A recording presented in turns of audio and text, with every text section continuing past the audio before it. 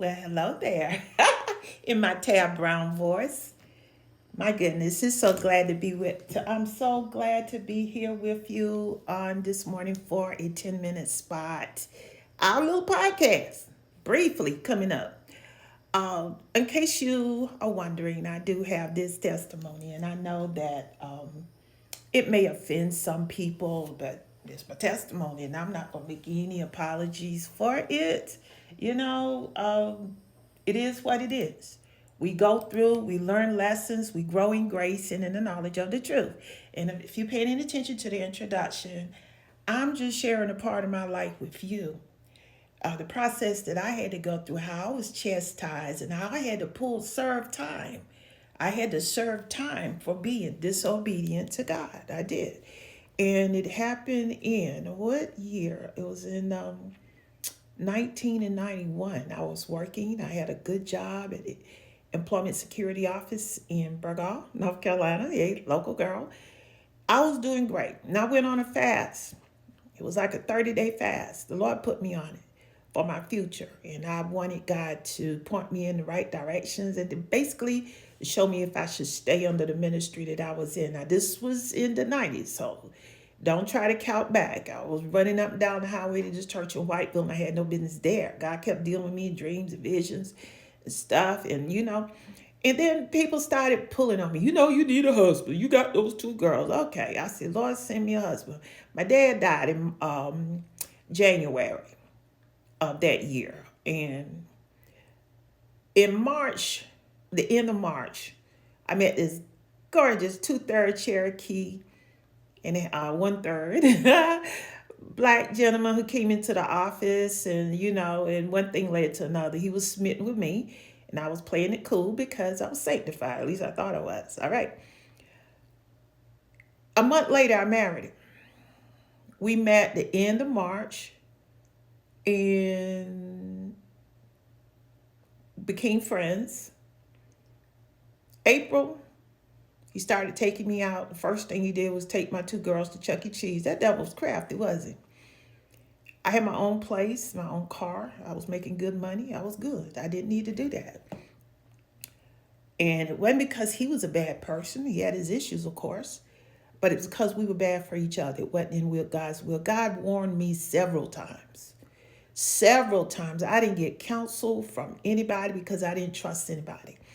But he warned me over and over again, vividly. There was no excuse for me to disobey God like that. But I did it anyway, just to satisfy people. And I had to reap it for almost 30 years. There was no way I could have gotten out of that marriage. Every time I left, I had to come back. But God sustained me. I kept growing in grace and knowledge of the truth, but I was so unhappy. I was so bitter. I hadn't realized one time that I had a breakdown in that because I was trying to go to church and live right.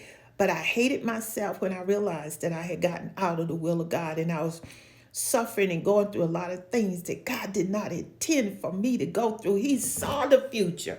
He was trying to spare me from that. But I deliberately disobeyed him.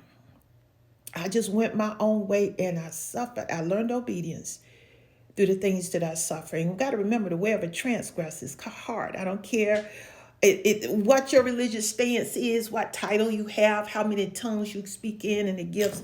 If you're out of the will of God, you're just out and you're going to get what's coming to you.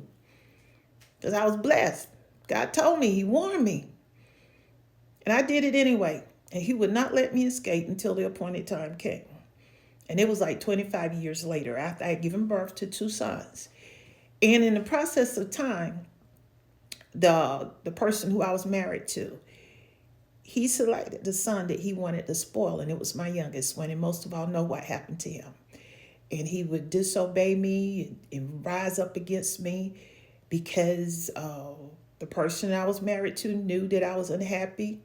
He had me a beautiful home built, but I still, because deep down in my heart, I knew I was not where I was supposed to be. Y'all judge, talk whatever you want to. Some of y'all were dishonest to y'all's members. It would save them a lot of heartache and trouble. And one thing led to another. I got sick, high blood pressure, was on medication.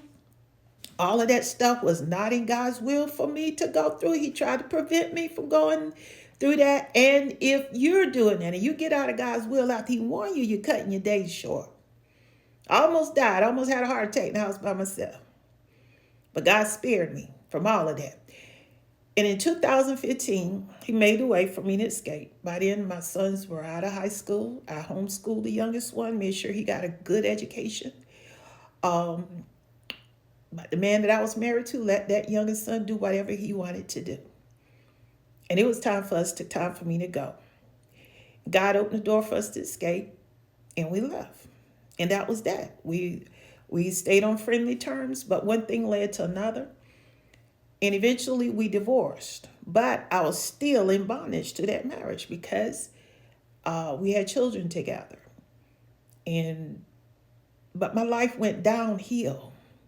And even after I escaped, it was like I was on parole or probation until the final straw when he passed away. See, a lot of people run their mouths about this, that, and the other, but you got to know God's plan for your life. And when God showed me all of this was going to happen, He let me know in advance. And my son, my praying son, my oldest son that y'all see with me here on the PWC Fellowship, let us know in advance the tragedies, the things that were going to happen. And they did. But He gave us strength. God gave us grace. If, we have to obey God. Don't be jumping up, marrying someone just because they look good or because you have a strong chemistry. Chemistry is not it's not the will of God. We have to pray and seek God. And most of all, women, we have to wait on God and let Mr. Will of God find us. Oh, Louis always going to send a counterfeit first. He's always going to send a look like it, sound like it. Maybe it is Mr. Will of God, but that's when we have to really be like John the Baptist. Is this the one? Or should I wait for another? Don't do that. If you feel something is not right, it's because it's not right.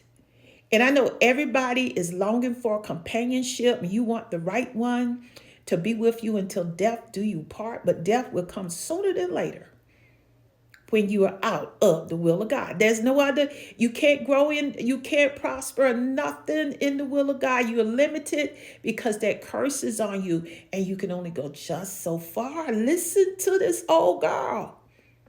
You can only go just so far. Only go just so far. But things happen. My oldest son, I warned them about these generational curses and the alcoholic, whoremongering demon. He listened. But that spirit in my husband's bloodline got a strong hold on my youngest son. And that was another thing I had to suffer. I had to pay the price for being disobedient. God sees our future. He doesn't want us to go through unnecessary sorrow. Our days are already going to be filled with trouble and sorrow. That's just the way it is. That's the word of God. But He does not want us to go through unnecessary heartache and unnecessary pain that will cut our days short and keep us from striving and being blessed.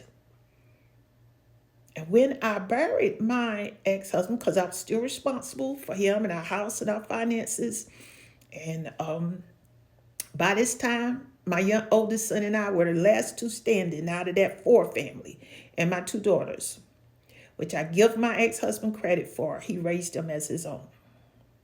He never molested them. I can give him that. But my oldest son and I were the last two standing to clean up the mess that was left behind. You better seek God for His perfect will for your life.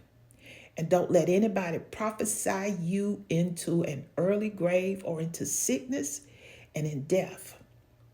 Because Satan always going to try to get ahead of God and send a lookalike. But you better seek God and pray and turn that plate down and get someone to pray with you so that you can stay safe. Join us here on PWC Fellowship. Pastor J.M. Chambers. Love you. Stay prayed up.